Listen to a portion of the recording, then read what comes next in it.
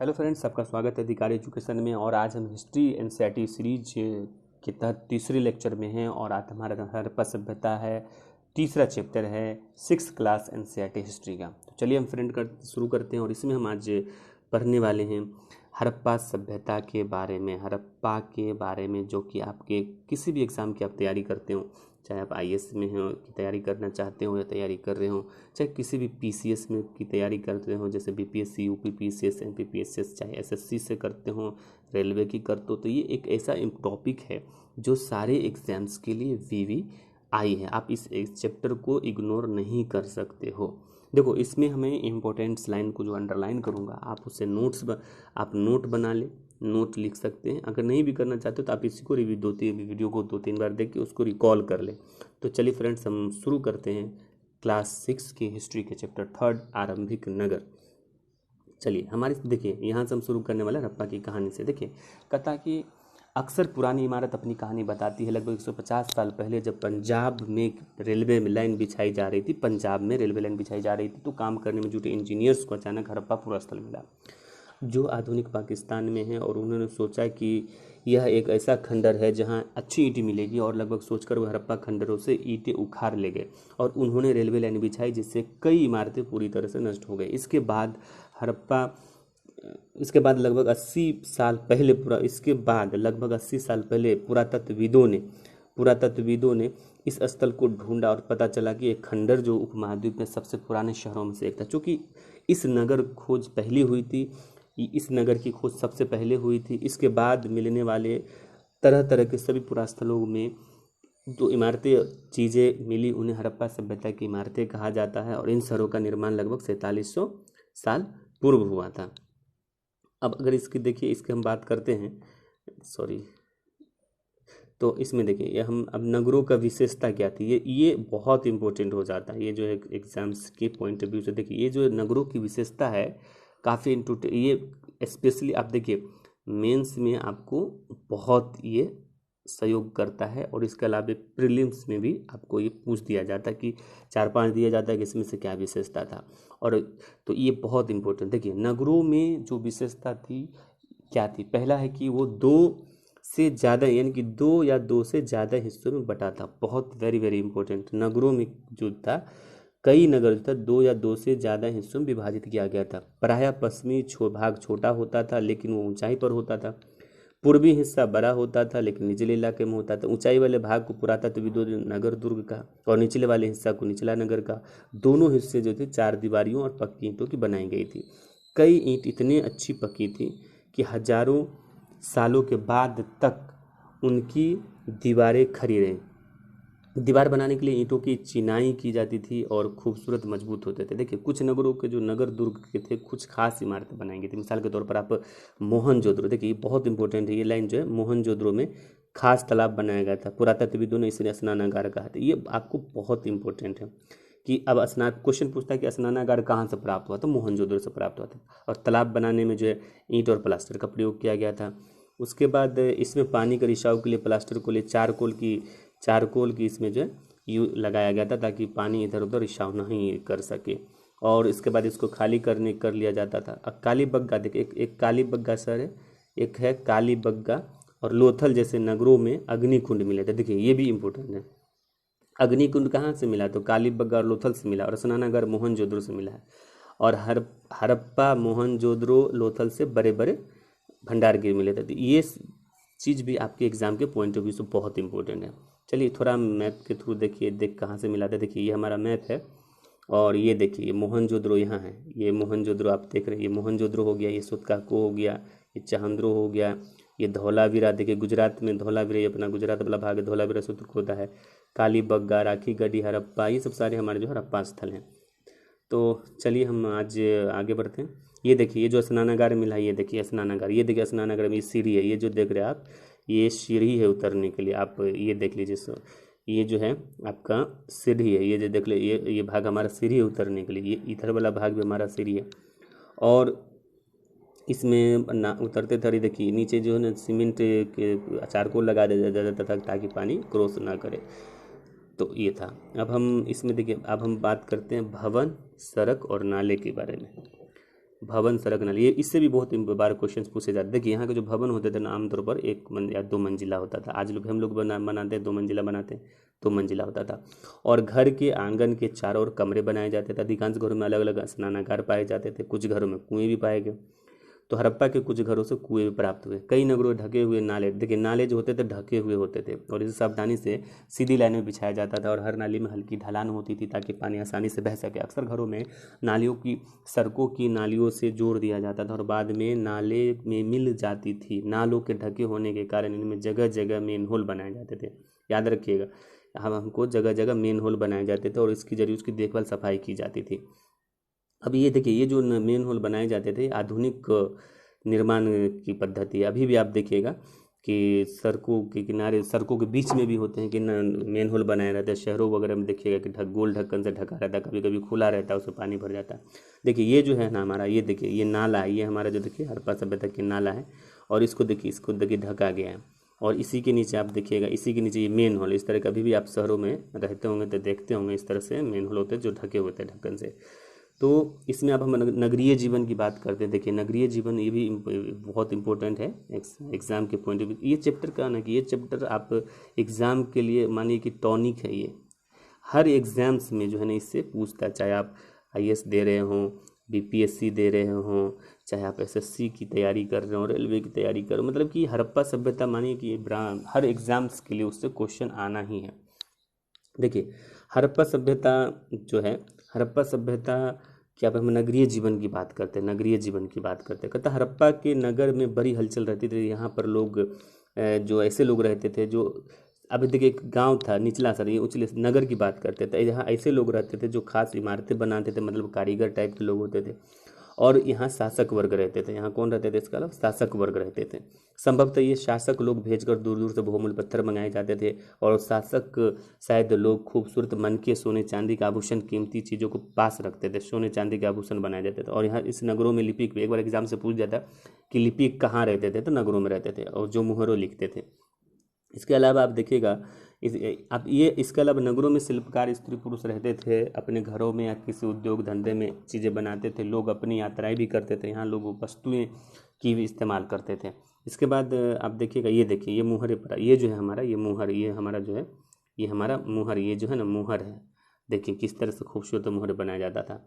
और ये जो मेन ऊपर में देखिए आप मेन होल जो था, ये देखिए मोहनजोदड़ो की एक सड़क और उसमें बना एक नाला और ऊपर एक कुआं बनाई गई जो नीचे हड़प्पा की मुहर में दिखाया गया। अब देखिए इसमें हम बात करें, अब देखिए नगर और नए शिल्प, नगर शिल्प। देखिए कहता कि हम जो है अब कुछ ऐसे चीज़ों के बारे में अध्ययन करेंगे जो हड़प्पा नगरों में प्राप्त हुए। जैसे पुरातत्वविदों को चीज़ें मिली हैं जहाँ अधिकतर पत्थर जो है, देखिए तांबे, तांबे, कांसे, शंख, चांदी की वस्तुएं बनाई जाती थी। देखिए अधिकतर जो वस्तु बनाई जाती थी किस चीज़ की बनाई जाती थी, इसको आपको ध्यान रखना है कि अधिकतर वस्तु जो बनाई जाती थी पत्थर के बनाए जाते थे, शंख के बनाए जाते, तांबे के बनाए जाते थे, कांसे के औजार बनाए जाते। यहाँ मिले आकर्षक वस्तु मन के बाट और देखिए यहाँ जो हमारे आकर्षक वस्तु मिले वो क्या क्या चीज़, आकर्षक वस्तु में मन के हैं, बाट है और फलक हैं। और उसके बाद ये देखिए ये हमारे जो है ये मन के हैं, ये मन के हमारे प्राप्त हुए। तो मन के हमारे जो जो हम गले में पहनते, मन के का मतलब होता है हार होता है, ये प्राप्त हुए। हड़प्पा सभ्यता के पत्थर के, और हड़प्पा सभ्यता में पत्थर के मुहर बनते थे और ये पत्थर आयताकार होता है। एक बार एग्जाम से पूछ दिया गया था कि हड़प्पा सभ्यता में जो अधिकतर पत्थर मिले हैं वो किस आकार के थे, तो आयताकार अधिकतर होते थे। और हड़प्पा सभ्यता की इसमें एक चीज़ और आपको याद रखना है कि हड़प्पा सभ्यता के लोग जो डिजाइन करते थे वो बर्तन लाल मिट्टी के बर्तन होते थे, जिसमें काले रंग से डिजाइन करते हैं। तो ये भी आपको याद रखना है। अब देखिए ये बहुत इंपॉर्टेंट है, ये जो देख रहे हैं बाबा जी, ये सॉरी, ये ओ सॉरी बार बार ये मिस्टेक हो रहा है। चलिए देखिए ये बाबा जी जो देख रहे हैं, ये बाबा जी देखिए आपको लग रहा होगा कि कितने जो है डिज़ाइन में बनाए गए हैं। आप जैसे देख लीजिए इसके जो दाढ़ी बने, देखिए कितने करीने से बनाए गए, दाढ़ी बनाए गए।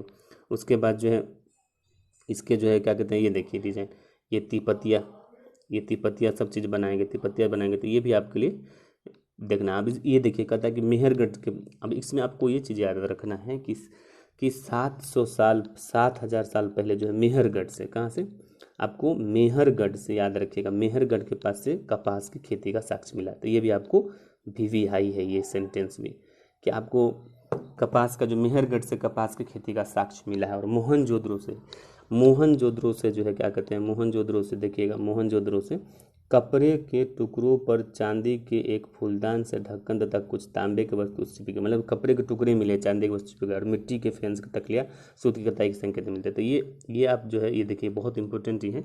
तो मेहरगढ़ से आपको कपास की खेती का साक्ष्य मिला, मोहनजोदड़ो से आपको जो है कपड़े के टुकड़े के अवशेष प्राप्त हुए जो कि चांदी के एक फूलदान पर ढक्कन कुछ अन्य तांबे की वस्तुओं के साथ चिपके हुए प्राप्त हुए थे। अब हम इसमें अधिकांश जो है विशेषज्ञता की वस्तु, देखिए निर्माण विशेषज्ञ उसको कहते हैं जो किसी खास वस्तु को बनाने के लिए प्रशिक्षित लेता है, जैसे पत्थर तलाशना, मन के चनाना, मोहरे पच्चीकारी आदि करना इत्यादि।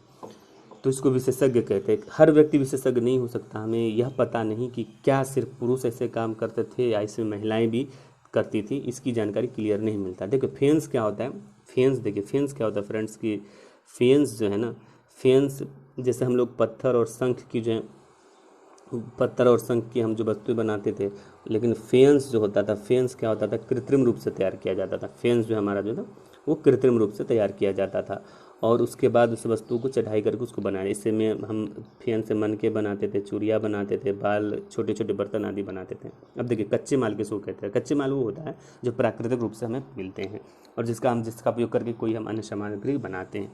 तो मिसाल के तौर पर आप देखिए किसानों की कच्चे माल क्या क्या हो जाएंगे, तो सोना चांदी ये सब कच्चे माल है, कपास में हमारा कच्चे माल है, कच्चे माल। अब इसमें हमको ये देखना है कि कहाँ से लोग लाते थे। देखिए अब इसमें एक चीज़ ये भी आपको बहुत इंपॉर्टेंट है, ये वाला देखिए, हड़प्पावासी जो तांबा का आयात करता था वो राजस्थान से आयात करता था और ओमान से भी, ये पश्चिमी एशियाई देश ओमान से था। तांबा हमारा राजस्थान और ओमान से आता था। इसके अलावा कांसा बनाने के लिए हमको टीन की ज़रूरत पड़ती थी। कांसा बनाने के लिए, कांसा जब बनाते थे हमको टीन की ज़रूरत पड़ती थी। तो कांसा बनाने के लिए जो टीन की ज़रूरत पड़ती थी, टीन हमको ईरान से और अफ़गानिस्तान से आता था। और सोने का आयात जो है, उसके बाद देखिएगा सोने का आयात जो है, सोने का आयात हम कहाँ से करते थे, कर्नाटक से करते थे। सोने का आयात कर्नाटक से करते थे। और उसके बाद जो है कुछ बहुमूल्य वस्तु हम गुजरात, ईरान और अफगानिस्तान से करते थे। इसको याद रखना है आपको कि हड़प्पा के लोग जो थे, तांबा जो है राजस्थान से मंगाया जाता था और राजस्थान में वो जगह क्षेत्रीय, और उसके बाद जो है ओमान से भी मंगाते थे। लेकिन टीन आयात जो करते थे वो आधुनिक ईरान और अफगानिस्तान से, और सोने का आयात भारत से ही, कर्नाटक से किया जाता था। और बहुमूल्य पत्थर का आयात जो है गुजरात, ईरान और अफगानिस्तान से किए जाते थे। नगरों में रहने वाले के लोगों के लिए भोजन क्या था, देखिए जो लोग नगरों में रहते थे, जो लोग जो है नगरों में रहते थे वो क्या था, जो लोग नगरों में रहते थे उनके यहाँ जो था, आप देखिएगा कि जो लोग नगरों में रहते थे उसके गाँव, देखिए नगरों के अलावा लोग गाँव में, हमें ऊपर पढ़ा नगरों के बारे में, नगरों के अलावा लोग गाँव में भी रहते थे। वे अनाज उगाते थे, जानवर पालते थे, किसान, चरवाहे ही शहर में रहने वाले शासक। देखिए बहुत इंपॉर्टेंट है, इसका शहर जो है ना टिका होता है गाँव पर। तब हम गांव के बारे में, गांव में कौन रहते थे, वे लोग रहते थे जो अनाज उगाते थे, मतलब कि किसान और जानवर को पालते थे। किसान जो है चरवाहे, शासक रहने, किसान और चरवाहे ही शहरों में रहते थे। रहने वाले शासकों, लेखकों और दस्तकारों के लिए खाने के सामान देते थे। पौधे के अवशेषों से पता चलता है कि हड़प्पावासी, जो पौधे के अवशेषों से पता चलता है कि, ये भी देखिए इंपॉर्टेंट है, हड़प्पावासी गेहूँ, जौ, दालें, मटर, धान इत्यादि उपजाते थे। तो इसको आपको बहुत इंपॉर्टेंट है, ये इसको आपको याद रखना है कि हड़प्पावासी जो है क्या क्या, तो गेहूँ, जौ, दाल, मटर, धान, तिल, सरसों उपजाते थे। जमीन की जुताई के लिए हल का प्रयोग नई बात थी, लेकिन ज़मीन की जुताई के लिए हल का प्रयोग होने लगा था। हड़प्पा के लोग, कल के हल तो नहीं मिले, शायद ये लकड़ी के बनाए जाते होंगे ताकि वो इतने दिनों तक बारिश वगैरह कारण टिक नहीं सकता और सड़ गए होंगे। लेकिन सिंचाई के लिए लोग कुछ तरीके अपनाते, जैसे पानी स्वतः संभवतः पानी का संचय किया जाता था और ज़रूरत पड़ने पर उससे फसलों की सिंचाई की जाती थी। और एक चीज़ देखिए, ये भी लाइन बहुत इंपॉर्टेंट है, आपको याद रखना है कि हड़प्पा के लोग जो थे, ये भी बहुत इंपॉर्टेंट है कि हड़प्पा के लोग जो थे गाय, भैंस, भेड़, बकरियां पालते थे। हड़प्पा के लोग गाय, भेड़, भैंस, बकरियां पालते थे और तालाब, चारागाह होते थे। लेकिन सूखे महीनों में मवेशियों के झुंडों को चारा पाने के लिए दूर दूर तक जाना पड़ता था। उसके बाद देखिएगा कि वे बेर, ये भी इम्पोर्टेंट है, कई बार एग्जाम्स में पूछे गए हैं ये सेंटेंस। देखिए कि वे जो है बेर पूछा था, ये एग्ज़ाम, कोई एग्ज़ाम था उसमें, मैंने प्रीवियस देख रहा था तो उसमें दिया था कि हड़प्पावासी बेर से परिचित थे या नहीं थे। तो उसमें कई थे, उसमें देखिए बेर से परिचित थे। हड़प्पावासी बेर जैसे इकट्ठा करते थे, बेर इकट्ठा करते थे, मछलियाँ पकड़ते थे, हिरन जैसे जानवरों का शिकार भी करते थे। अब हम आइए गुजरात के हड़प्पा नगर की कुछ सूक्ष्म अवलोकन करते हैं। गुजरात में देखिए कच्छ के इलाके में, याद रखिएगा ये कच्छ के इलाके में धौलावीरा मिला। गुजरात में जो है कच्छ के इलाके में धौलावीरा मिला, और धौलावीरा की ये मानिए धौलावीरा बहुत इंपॉर्टेंट है। धौलावीरा एक प्रथम नगर है जो 3 भागों में डिवाइड है, बाकी 2 भागों में डिवाइड होता था, दुर्ग और निचला सर पश्चिमी। लेकिन ये धौलावीरा एकमात्र ऐसा जगह है हड़प्पा सभ्यता का जो 3 भागों में डिवाइड है। यहाँ हड़प्पा सभ्यता कई 2 नगरों में, लेकिन धौलावीरा जो है 3 नगरों में विभाजित था। और इस क्षेत्र से चारों ओर ऊंची ऊंची दीवारें बनाई गई थी। इसके अंदर जाने के लिए बड़े बड़े प्रवेश द्वार थे और एक खुला मैदान भी होता था। और यहाँ से देखिए एक जो है यहाँ पर हमको एक मैदान भी प्राप्त हुआ, खुला मैदान, जहाँ सार्वजनिक कार्यक्रम किए जाते थे। और यहाँ मिलने वाले कुछ अवशेष हड़प्पा लिपि के बड़े बड़े अक्षरों पर खोदा हुआ है, और इन अभिलेखों पर संभवतः लकड़ी पर जरा गया था। और एक अनोखा विशेष ये अवशेष ये है कि आमतौर पर हड़प्पा लेख मुहर जैसी छोटी छोटी वस्तुओं पर लिखे गए थे। अब देखिए वो था गुजरात का कच्छ था, और अब हम गुजरात की खंबात की खाड़ी की बात करते हैं। गुजरात की खंबात की खाड़ी की बात करते हैं।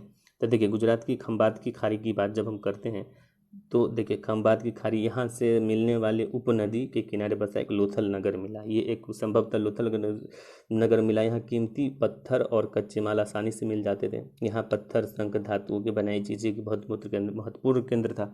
नगर में एक भंडारगृह भी मिला है, और उस भंडारगृह में मोहरे और मुद्रांकन भी मिली हैं। देखिए ये लोथल जो है था ना एक बंदरगाह था। लोथल क्या था हमारा, एक बंदरगाह था।